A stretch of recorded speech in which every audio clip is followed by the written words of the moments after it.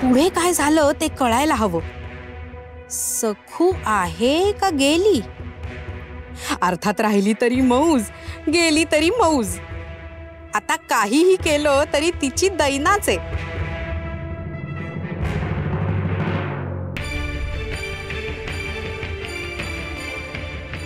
अगं बाई, सखू कुठे आहे?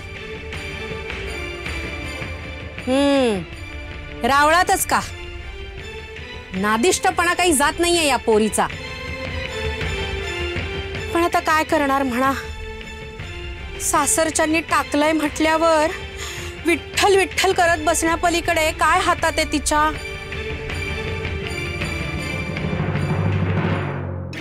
सखू तिच्या सासरी गेली. गेली? सासरी? नाही म्हणजे कोणाबरोबर गेलीये? पुन्हा बापाचा अपमान नको म्हणून आप्पाला रोखून एकटीच गेली. एकटी गेली? काय सांगताय काय? पण वंस, सखू सुखरूप पोचली असेल ना सासरी? नाही म्हणजे मनात आपले एक एक विचार येत राहतात. काही नाही, निश्चय केला आणि गेली, पोचली असेल. नाही म्हणजे तसंच म्हणायचंय मला. पण काय आहे ना की आपल्याला सगळ्यांनाच खूप मोठा धक्का बसलाय ना हे खोटे दागिने वगैरे सगळ्यात. ती तर केवढी लहान आहे. त्यात माझ्या मावशीनी सासर ते माहेर धिंड काढली तिची आणि इथे टाकून गेली तिला. हे सगळं जीवाला लागलं असणार ना. लहान आहे हो बिचारी. हे सगळं कसं पचवणार ती? तिला नदी ठाऊक आहे. जीवाचं काही बरं वाईट नाही. असं करेल असं नाही म्हणते मी. पण मनात विचार येतातच ना. ते म्हणतात ना, मन चिंती ते वैरी न चिंती. आणि त्यात मेली जंगलाची वाट, एकाकी. आणि आपली सखू एकटीच. त्यात ती माझ्यावर गेली आहे ना. ती म्हणजे अशा गुटगुटीत माणसांमध्ये जंगली श्वापदांना भरपूर अन्न मिळतं. नाही म्हणजे अभद्र म्हणून नाही हा, पण मनात येतंय ना त्यामुळे भडाभडा बोलून टाकते इतकंच.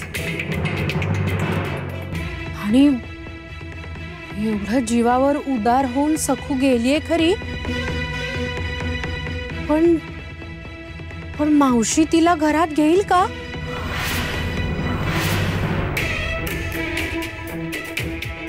सासूबाई, दार उघडा सासूबाई.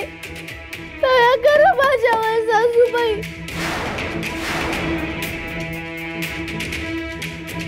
सासूबाई, यमुना अंज, उघडा ना दार. सासू काकू, उघडा ना दार.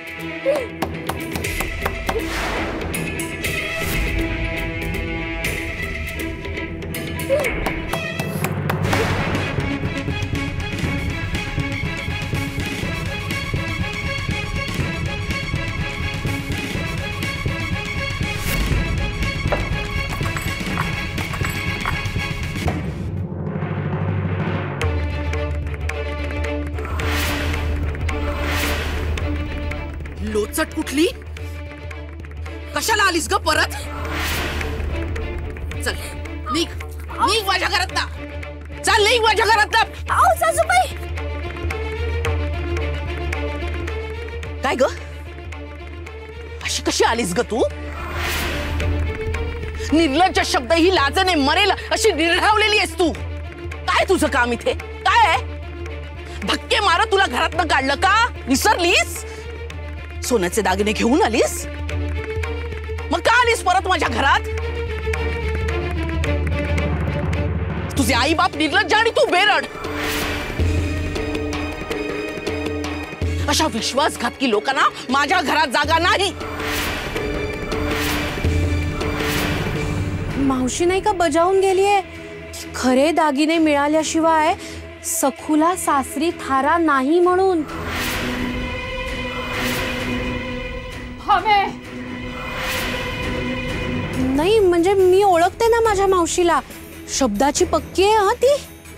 म्हणजे 100 अडथळे पार करून सखू पोचली जरी तिथे तरी सुद्धा ती तिला घरात घ्यायची नाही.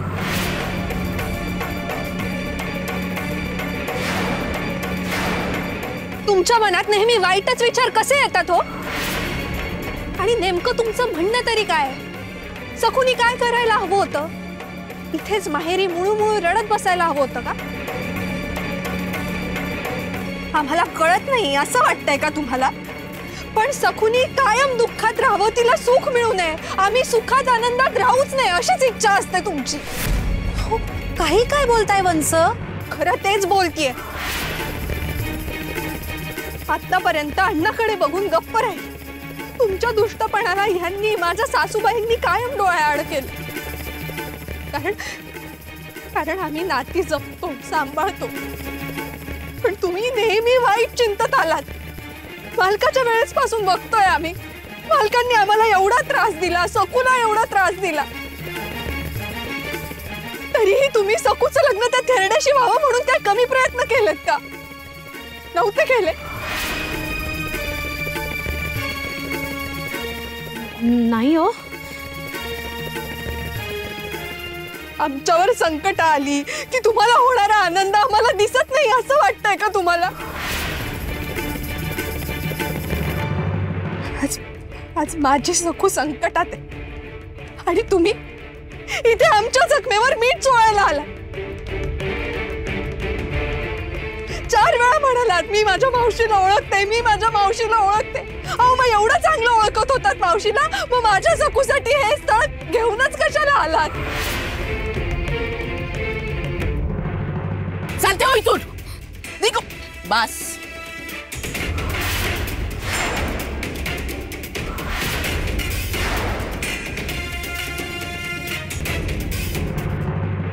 हो सासूबाई, आता हेच माझं घर आहे ना. आता मी जगणार मरणार ते सगळं इथेच. आणि सासूबाई, मी एका ना लहानच्या कोपऱ्यात राहील. तुम्हाला अजिबात त्रास देणार नाही सासूबाई. मला घराबाहेर नका हो काढू. बाहेर अहो सासूबाई, मला घराबाहेर नका काढू मला घराबाहेर. रमाई, तू फसू नकोस हा. अशी सोंग करेल नाही. आठवत आहे ना, घरातून हकललं तेव्हा कशी घरातल्या सगळ्यांच्या पाया पडत होती.